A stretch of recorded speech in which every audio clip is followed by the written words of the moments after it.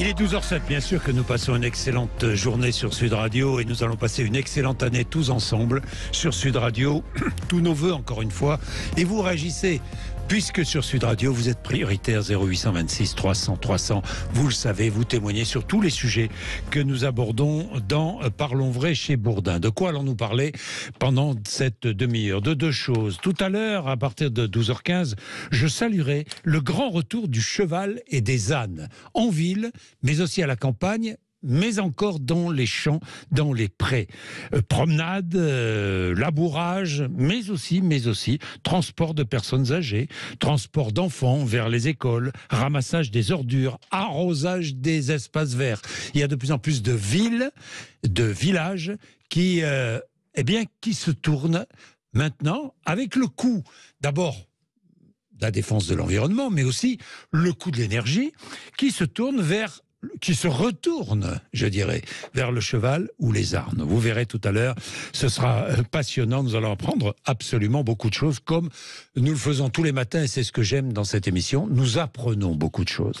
Le vin. Nous avons beaucoup parlé du vin, vous avez beaucoup parlé de vin pendant les fêtes, vous avez bu pendant les fêtes, pas trop j'espère, mais bon, je donne aucune leçon, hein, chacun fait ce qu'il veut. Vous avez bu pendant les fêtes, j'espère que vous avez bu de bons vins. La filière viticole s'inquiète. Elle s'inquiète parce qu'elle voit le vin disparaître peu à peu des tables. Est-ce que vous l'avez constaté? 0826 300 300, racontez-nous. Est-ce que vous avez passé ces fêtes sans boire de vin? Est-ce que vous buvez autre chose que du vin maintenant? Les consommateurs de vin sont de plus en plus âgés. L'essentiel des consommateurs de vin ont plus de 50 ans maintenant. Je dis bien plus de 50 ans. Ça veut dire que les jeunes générations boivent de moins en moins de vin et ça inquiète évidemment la filière viticole. Bernard Farge, bonjour.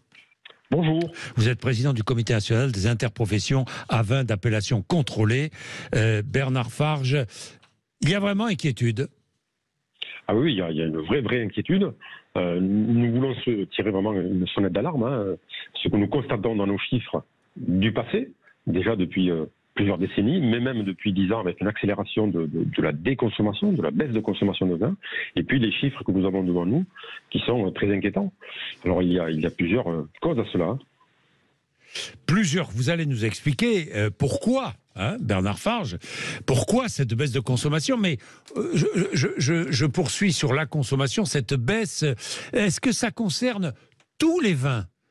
Les vins, je dis bien tous les vins, blancs, rouges, rosés, vins moelleux, champanisés, etc., etc., et tous les vins français et les vins étrangers également. On va parler du marché français. Sur le marché français, les vins étrangers sont assez peu présents. Oui. Et on remercie nos citoyens et nos collègues français d'être plutôt chauvins, hein, et d'apprécier nos vins français en priorité. Mais c'est un fait, c'est un marché qui est assez protégé des vins étrangers. Pour autant, nous constatons depuis 10 ans une baisse de 30% de la consommation des vins rouges en France. Sur les effervescences, cela se maintient. Sur les blancs, cela se maintient un peu. Sur les rosés, on a eu une petite augmentation depuis 10 ans et maintenant cela se tasse. Donc on a bien une baisse de consommation globale et une perte de consommateurs. Et des consommateurs qui consomment de moins en moins, génération après génération, et même à l'intérieur de leur génération, je dirais. Une génération qui s'étale autour de 15 ans.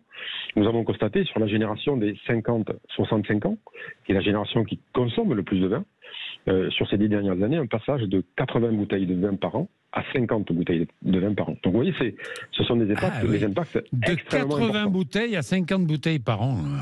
Ouais. Sur une seule génération, en sachant que les générations plus jeunes consomment moins que la précédente. Moins que la précédente. Alors, je m'attarde encore un peu sur cette consommation en baisse. Vous dites les 50-65 ans, c'est la tranche d'âge qui consomme le plus de vin. Est-ce que même dans cette tranche d'âge, vous dites aussi que le rouge est le vin qui est le plus en plus délaissé aujourd'hui, est-ce que sur cette tranche d'âge, il y a des vins rouges qui sont plus délaissés que d'autres, des terroirs qui souffrent plus que d'autres? Pas vraiment. On ne constate pas de différence entre les terroirs. Évidemment, les régions viticoles qui sont le plus marquées par la présence du rouge sont plus en difficulté puisqu'elles prennent de plein fouet cette évolution. C'est le cas de la vallée du Rhône, c'est le cas du Bordelais dont je suis et dont je suis viticulteur, mais c'est le cas aussi des zones viticoles là où il y a du rouge dans d'autres régions, mais l'équilibre blanc, rosé, rouge est peut-être plus important dans ces régions-là, donc elles subissent moins fortement et de manière moins difficile économiquement ce que l'on voit sur les régions très majoritairement rouges. Oui, ça veut dire qu'il y a une évolution du consommateur, à la fois qui diversifie un peu sa consommation, qui consomme moins et le consommateur est plus âgé. Oui, le consommateur est plus âgé, il consomme moins. Alors, on a aussi une évolution, hein. On mange plus comme avant, on ne boit plus comme avant. Oui. On mange moins de viande rouge et on sait très bien que l'usage de la viande rouge et de la consommation de vin rouge avec la viande rouge était plus répandue. Donc moins de consommation de viande rouge et évidemment moins de vente de vin rouge. Avec moins de repas pris au restaurant, à table le midi, et donc moins de consommation de vin sur le déjeuner, moins de consommation de vin le soir parce que on n'a plus des apéros, des planches, et ces vins-là sont peut-être moins prisés que des vins blancs ou des vins rosés, par exemple. Mais bien sûr. Alors, chez les jeunes, là, ça se dégrade, la consommation se dégrade fortement. Pourquoi? C'est une éducation qui n'est pas faite. Les jeunes n'ont pas appris à boire un vin de qualité au lieu de boire, je ne sais pas moi, de la bière ou autre. Bernard Farge. Alors, premièrement, il y a une forme de stigmatisation depuis des décennies en termes de politique de santé publique. Le vin a été mis à l'index et mis en avant sur toutes les campagnes routières, par exemple, ou de consommation d'alcool. C'est essentiellement des verres de vin, rouge ou pas, mais des verres de vin qui sont mis en avant pour lutter contre l'alcoolisme, qui est un fléau. L'alcoolisme est un fléau.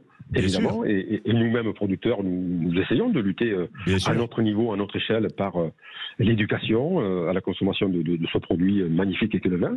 Mais cette stigmatisation finit par avoir des effets clairement sur la consommation de vin. Donc le vin est bien perçu, les vignerons sont bien perçus en termes de politique, mais rarement le vin est mis en avant en termes Comme les adultes boivent de moins en moins de vin, les ados et les jeunes de 18 à 20 ans boivent de moins en moins de vin, ne sont plus éduqués à la qualité, ne sont plus...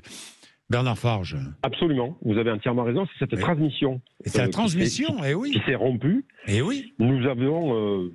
depuis des générations et des générations. Chaque nouvelle génération, vous voyez la consommation du vin qui s'installait dans les familles, chez les amis, dans les repas, assez régulièrement. Et nous avons de plus en plus de foyers normaux, de couples habituels, ou des foyers monoparentaux qui rompent cette transmission. On ne boit pas de vin seul, ou très rarement. Le vin est un formidable outil de partage et de convivialité. Et heureusement d'ailleurs, c'est triste de boire du vin seul. Oui, Bernard Farge. C'est surtout très agréable. Et c'est beaucoup de plaisir que de partager le vin. Évidemment. Que de partager le vin. Alors, vous redoutez une baisse de la consommation de 60% en 10 ans, ce qui est énorme, Bernard Farge. Alors, comment faire pour lutter contre cette baisse de consommation? Plusieurs pistes. D'abord, cette alarme que nous posons aujourd'hui, c'est bien montrer aussi qu'il faut cesser de stigmatiser le vin. Il faut en parler très naturellement. Il faut de notre côté, nous, professions, arrêter de nous auto-censurer en termes de communication.